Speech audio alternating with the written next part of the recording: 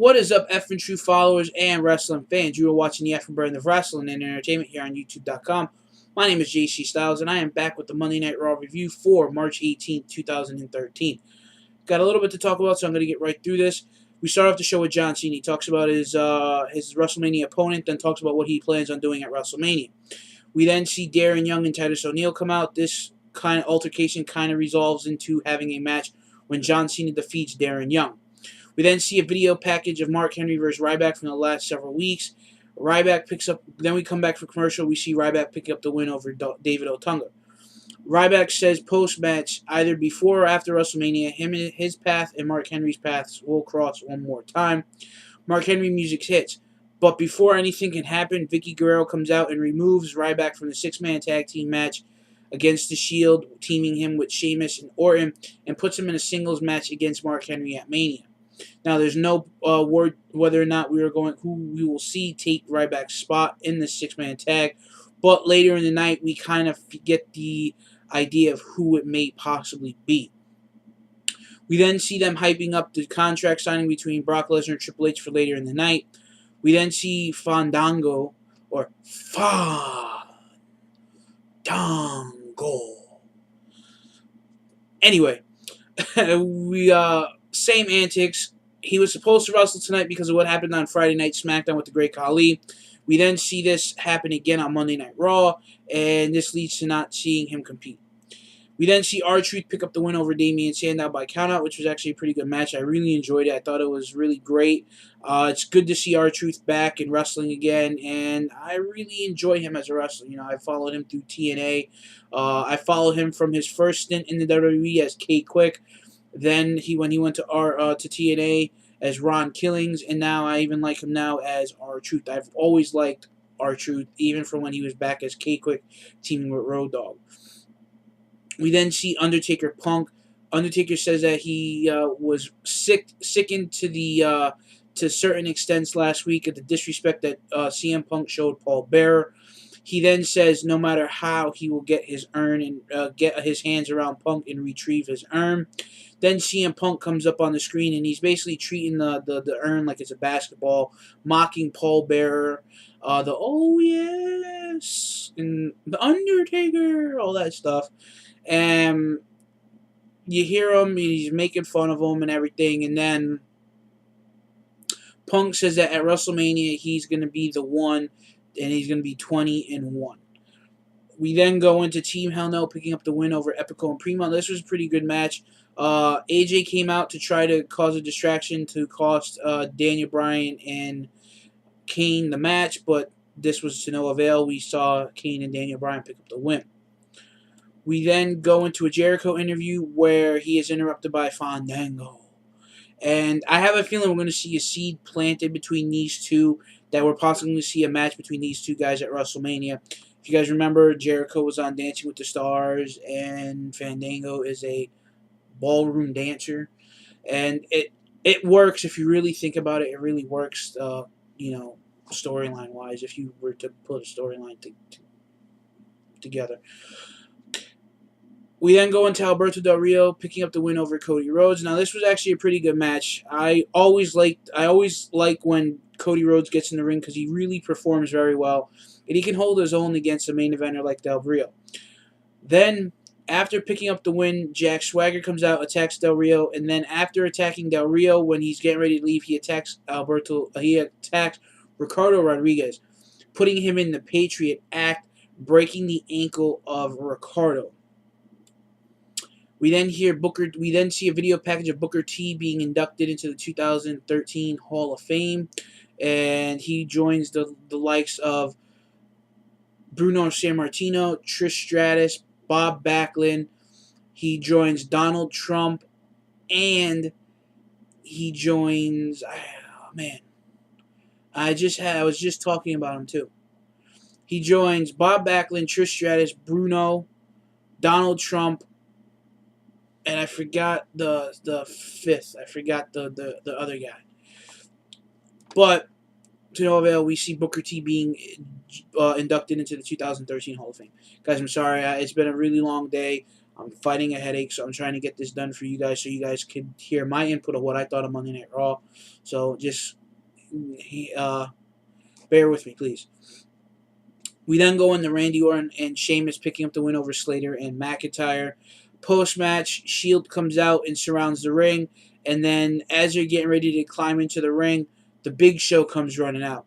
Now, I'm wondering if the original plan was to have the Shield versus Orton, Sheamus, and Show. I wonder if they're going to go back to the original idea of have these three guys wrestle, these six guys wrestle in a match, because a lot of backstage information is reading that Vince is not happy with the undercard and he's constantly making changes to that. So I'm really, looking forward to this match because I believe in the Shield. I really get behind these guys, especially because I know that they came from NXT, and I'm really interested in the NXT as of late. I've been doing the reviews, so guys, make sure you check that out. Also, on the topic of checking out videos, I actually put together a very good Rider Revolution episode 2. I'll put the link in an annotation somewhere around the video. I actually took some ideas from Zack Ryder's Z True Long Island Story and kind of incorporated that into a video. And it actually also has a match at the end of the video as well of WWE 13. So it's actually like kind of like a storyline. So if you guys could check that out, that'll be great. Leave your comments on that video and let me know what you thought. We then go into Dolph Ziggler picking up the win over Kofi Kingston. This was a good match, but it's been done like 1,000 times. These guys have always battled one another up and down the road, and I was getting tired of it. I actually got up and walked away during this match because it's something that I've seen all the time. But great match. Kofi has just become a jobber as of late. He hasn't really been doing much. I honestly don't think he has won a match in a while, but Dolph Ziggler is on a tremendous roll, and they are going to continue building Dolph Ziggler up. Then, after AJ tried to interfere in the match earlier tonight with Team Hell No versus Epico and Primo, post-match, Kane and Daniel Bryan come out and issue a challenge to Dolph and Big E for WrestleMania. AJ says they accept under one condition, that Team Hell No has to put the tag team titles up on the line at WrestleMania. We then move into the main event of the night, which is the Triple Threat Intercontinental Championship match, where we see Barrett defeat The Miz and Chris Jericho. Now, this was a great match. I mean, this match, to me, probably saved the night. Really like these three guys, and I really gotten behind Wade Barrett as of late. He's really been busting his ass since he's got back. I wish they would have continued his push for the main event like they were planning on doing around this time around last year for WrestleMania, before Barrett injured his elbow. And it was a really great match. A lot of back and forth action. I thought it was pretty good. And, I take my hat off to a lot of people, these three guys, because the fact is that it's just a really great match. These guys busted their ass. They did a phenomenal job performing.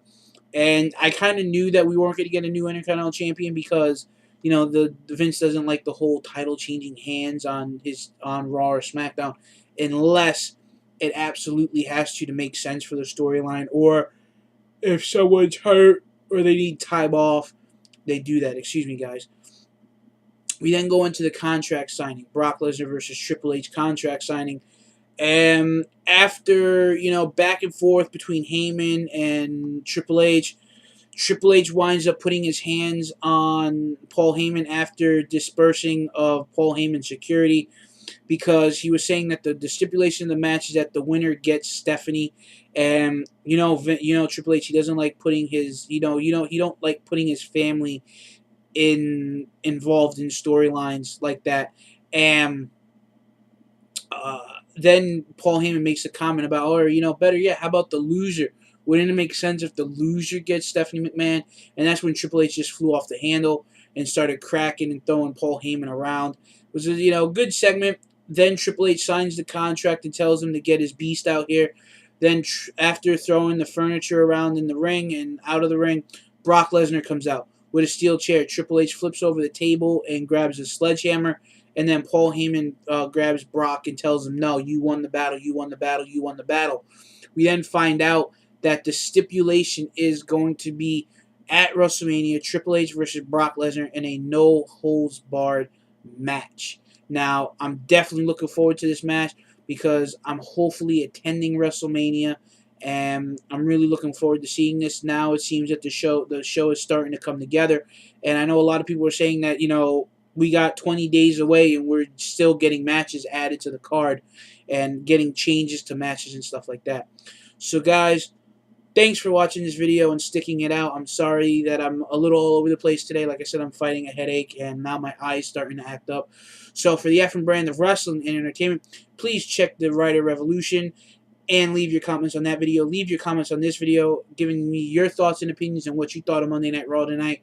Don't forget to like this video, share, and subscribe if you're watching for the very first time.